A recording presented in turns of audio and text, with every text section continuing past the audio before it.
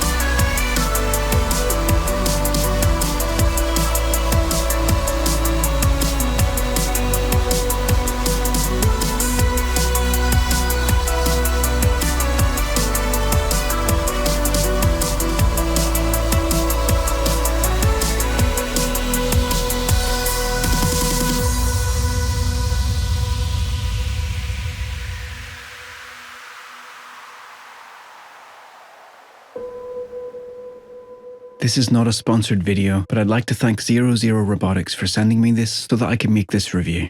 The HoverAir X1 Pro and Pro Max were recently launched, and I have the Pro Max here with some of its accessories. It's a bit bigger and a bit heavier than the original X1, but when folded up it still fits in a jeans back pocket. The cage is made from a newly developed material that, in the words of Colonel Quaritch from Avatar, is very hard to kill. The new design looks a lot more sleek, and it has one more button than before and a new display. It still plays the musical bells and voice prompts. Current mode, orbit. There's a micro SD card slot and 64 gig of internal memory. One of its greatest strengths is how well it can track and follow the user. You can walk, run, ski, or ride an electric bike up to 42 kilometers per hour, and it will stay behind you filming your journeys, and it works really well.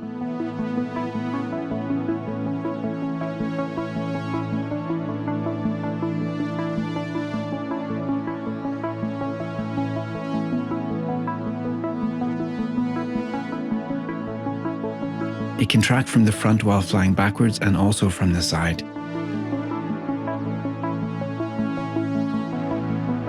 You can choose different distances and heights to get the kind of shot you want. As well as following the user, it has the automated trick shots like zoom out, bird's eye, orbit, and so on. But now there's a bit more customization.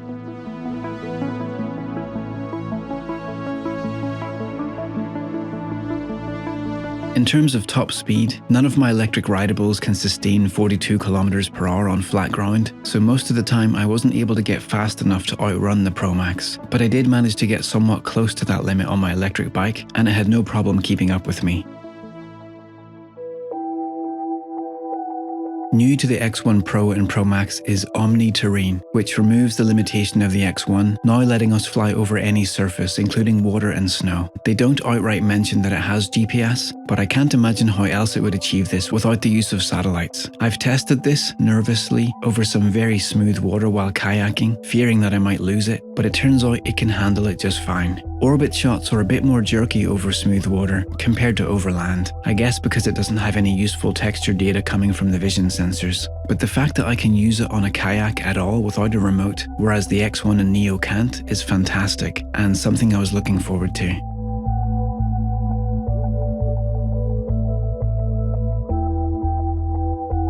There are no sensors on the front apart from the camera itself, so all the collision avoidance is done using vision only, and yet it does it very well. In fact, it's extremely impressive.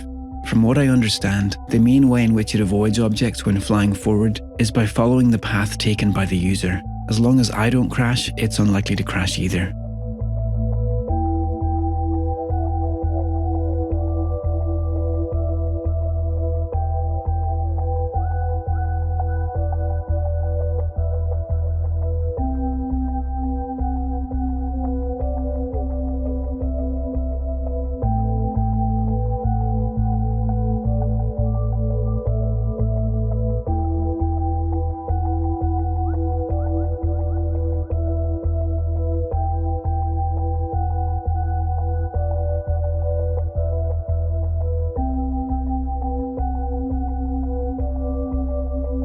The rear has multiple sensors, including a vision-based sensor. It's not proper obstacle avoidance in the sense that it doesn't detect and then fly around an object and continue on its journey. It really just detects the object and stops in place. When flying backwards into larger objects like this shed, it'll stop a few inches short without colliding.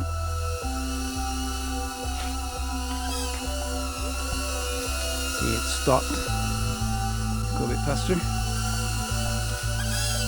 Yep. However, this only works when shooting in 4K. When set to 8K, there isn't any rear collision detection, at least not yet.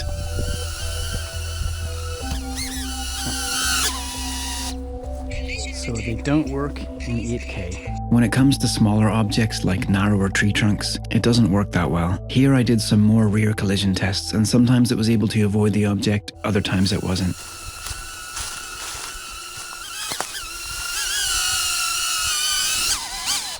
Collision detected. Yep, it spotted the tree.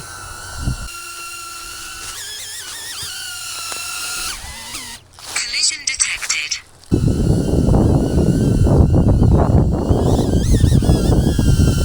Didn't spot this one.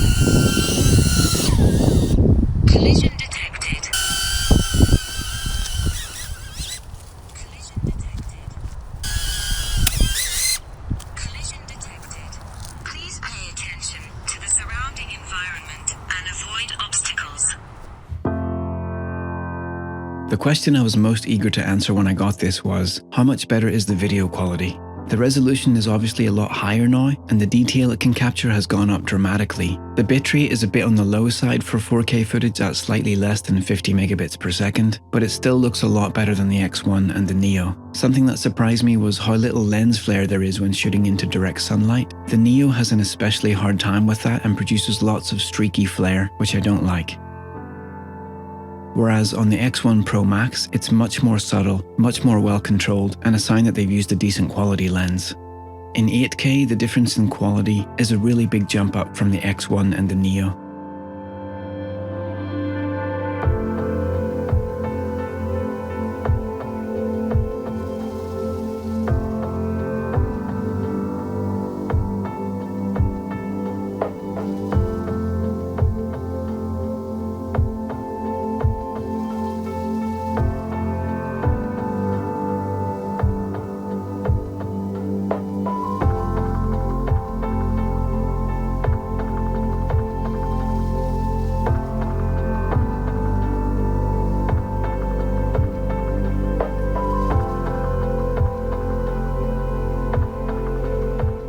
It's not all good news though. In bright light, it tends to overexpose the shot, often beyond the point of no return.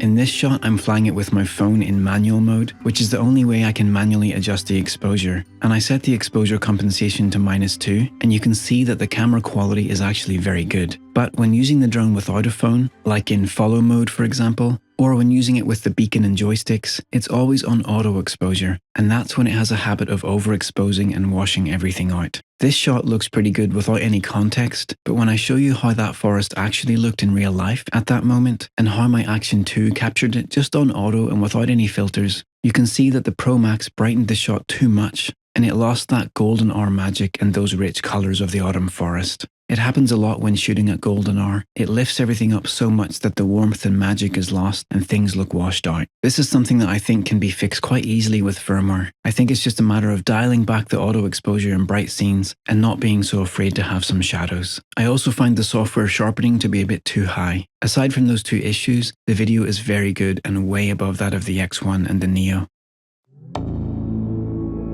This is another really big upgrade from the X1, which could only do 1080p 60 and it wasn't very good quality. The Pro Max can do 4K 120. It works in all of the flight modes and the quality is so much better. The onboard processor is able to fly and navigate the drone at full speed while tracking and shooting at 4K 120. And this opens up a whole world of possibilities for solo content creators.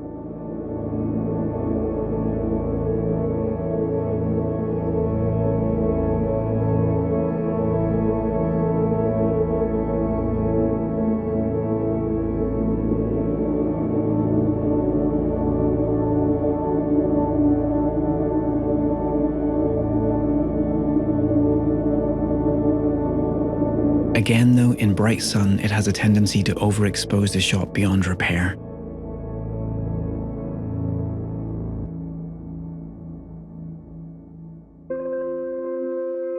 I did a few tests in various levels of light, and I found the camera's low light performance to be pretty good. For reference, I did the same indoor test in a very dark room with my other two Follow Me drones at the same time, and the Pro Max came out quite far ahead.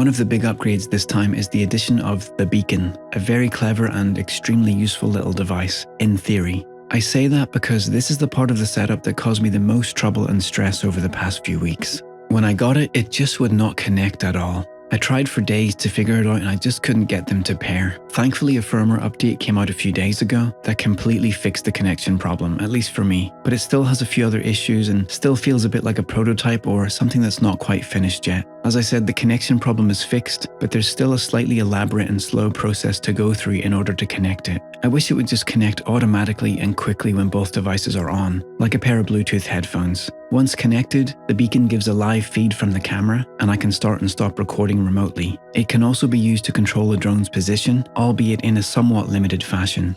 So you can go forwards and backwards, and you can turn on the Z axis, and you can go up and down. But you can't turn left and right. You can't bank left and right. So if I wanted to move it over there, I would have to turn, go forwards, stop, and then slowly turn back, point it at myself again. And once I'm in that mode, I can't start and stop recording, can I? No, I can't do anything. Once I'm in that mode, I can just move it around, but I can't move it around and then start recording a video, can I? So at the moment, I don't really see the usefulness of being able to position the drone if I can't actually press record. If you add one joystick, it turns it into a sort of wand that lets you move the drone around by tilting it. And if you add the second joystick, it becomes a proper remote control, complete with a tiny built-in display. And I find it really fun to fly it that way.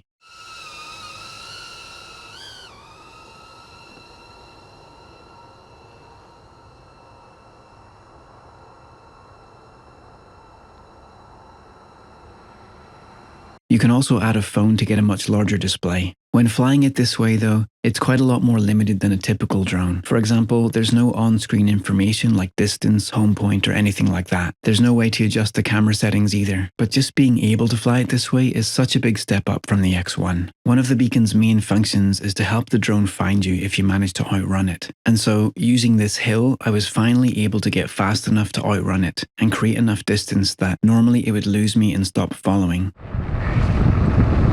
40, 43, 44.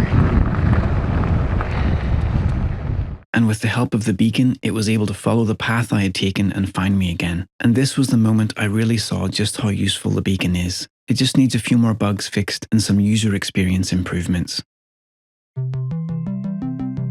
Making this review has been quite a challenging and sometimes frustrating experience, to say the least. It arrived with so many problems. Aside from the beacon issues, 8K video wasn't working in most of the flight modes until a few days ago. Another bug meant that I often had problems after a follow flight getting the drone to recognize my hand and come down and land on it, which left me having to leap up and grab it from the air. I almost lost it over water because of this. I did an orbit and now it's stuck. It didn't come back to me and it's stuck up there and I can't get to it, so I'm just gonna have to wait for the battery to die and then try to retrieve it from all these bushes. Another issue I had is when launching, once in a while it just wouldn't be able to see me until I turned it off and on again. Please hold the device to face the user. And sometimes it would freeze during boot up and I'd have to reboot. And then the gimbal started having problems. The first sign was when during an orbit the gimbal motors just shut off. It happened again another day, and within a few days after that, the gimbal had completely died and I had to have the drone replaced. I'm not sure what caused this exactly. Maybe some moisture or debris got in during one of my crashes, but the replacement is working fine. Here are my battery life tests. First hovering indoors, and then on a bike ride. The runtime is a bit less than advertised, but I'm still happy with these times. The quick charger charges the batteries fast enough in my bag that I'm never without a freshly charged battery.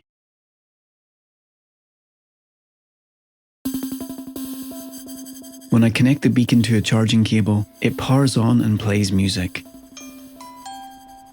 I wish it didn't do that. I also wish we could turn off the musical bells on the beacon, and especially on the drone itself. They're extremely loud and they actually made me a bit stressed every time I used the drone.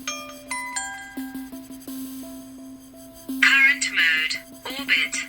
That was until I did this and found peace.